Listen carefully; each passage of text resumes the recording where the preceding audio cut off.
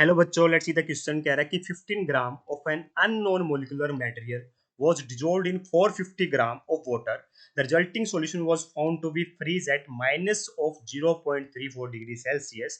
What is the molar mass of the material? तो होता क्या है बेटा, जब भी कभी हम एक नॉन वोलेटाइल सॉल्यूट को ऐड करेंगे सॉल्वेंट के अंदर, तो जो फ्रीजिंग पॉइंट होता है बेटा वो कम हो जाता है. ठीक है, क्या हो जाता है? फ्रीजिंग पॉइंट कम हो जाता है. तो ये बताया इसने कि फ्रीजिंग पॉइंट क्या हो गया बेटा, मेरा माइनस 0.34 डिग्री सेल्सियस हो गया.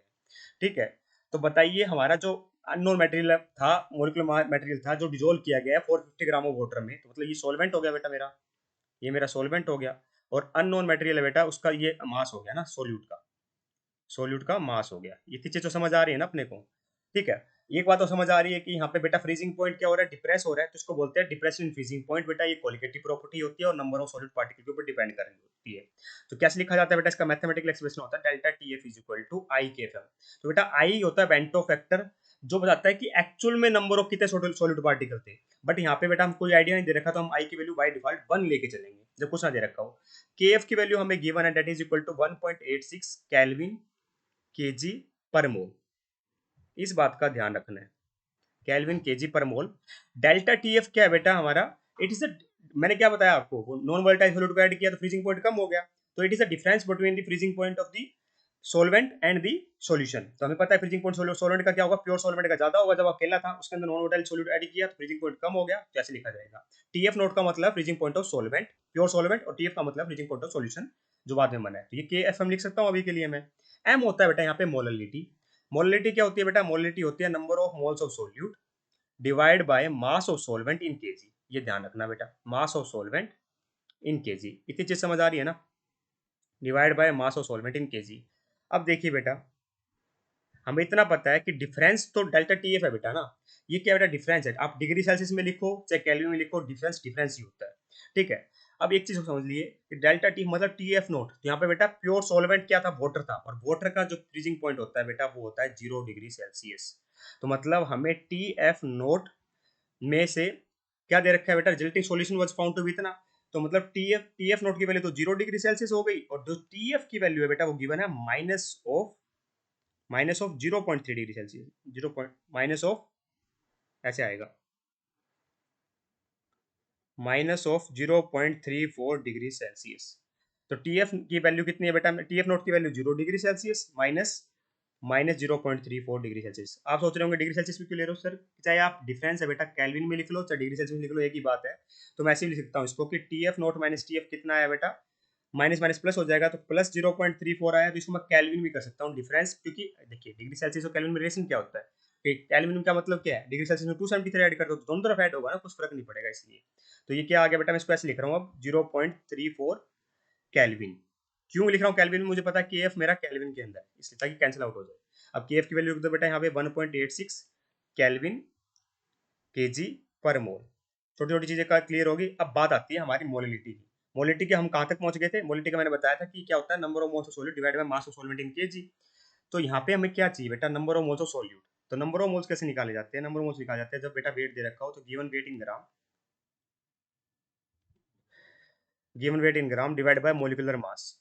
मोलिकुलर मास क्या होता है बेटा, ग्राम पर मोल में होता है. ठीक है, तो गिवन नंबर ऑफ मोल्स हमें रखने हैं ना यहाँ पे मोलिटी के अंदर.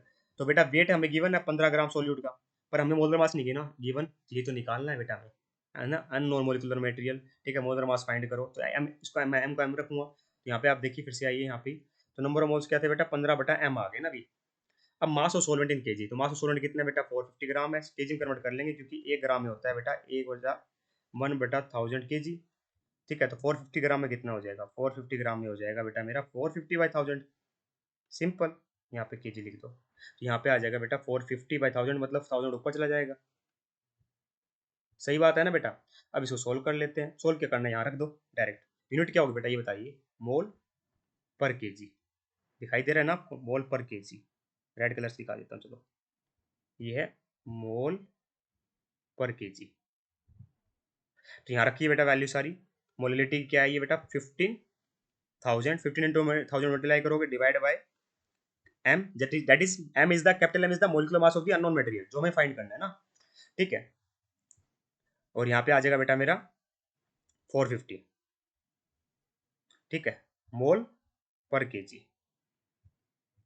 केजी से केजी गया बेटा, ठीक है, मोल से मोल गया, केल्विन से केल्विन गया। हमारा यहाँ पे क्या आ रहा होगा बेटा, अब हमारा मोलिकुलर मास आएगा, वो किस में आना है, ग्राम पर मोल में आना है ना। अब देखिए बेटा, ओवरऑल हम निकालते हैं, ठीक है, तो कितना आ जाएगा, 0.34 इज इक्वल टू 1.86 इंटू में 15,000 divide by capital M, that is molecular mass निकालना जो हमें बेटा, यहाँ पे 450। ठीक है, तो रख दीजिए सारी वैल्यू, एक बार जितना सॉल्व हो सकता है सॉल्व कर लेते हैं ना। यहाँ पे एक जीरो से एक जीरो कट सकती है बेटा, और 15 टेबल में ही 100 पे जा सकता है, और ये 15 टेबल में बेटा 3 पे जा सकता है। ठीक है, इसका 100 नीचे आ जाएगा बेटा, डेसिमल हटा दिया तो ये 100 से 100 ये फिर कैंसिल आउट हो गया, और 3 की टेबल में बेटा ये किस पे चला गया, 62 पर ना। 6 3 जा 18 होता है, और 3 2 जा 6 होता है। तो ये मैं कितना लिख सकता हूँ, अभी मैं यहाँ पे मुझे दिखाई दे रहा है कि 0.34 कितना आ गया बेटा, यहाँ पे आ गया 62 डिवाइड बाय एम। तो एम की वैल्यू यहाँ से आएगी बेटा 62 डिवाइड बाई 0.34 ग्राम पर मोल में। किस में आएगी, ग्राम पर मोल में आएगी। यही हमसे पूछा गया था ना। तो आइए वैल्यू पुट करते हैं बेटा सारी, तो 62 डिवाइड बाई 0.34, तो ये आता है बेटा मेरे वैल्यू 182.3, 182.3 ग्राम पर मोल, ग्राम पर मोल। तो ये हो जाएगा बेटा मेरा molar mass, 182.3 gram per mole is the final answer here. I hope you get the answer. Thank you so much.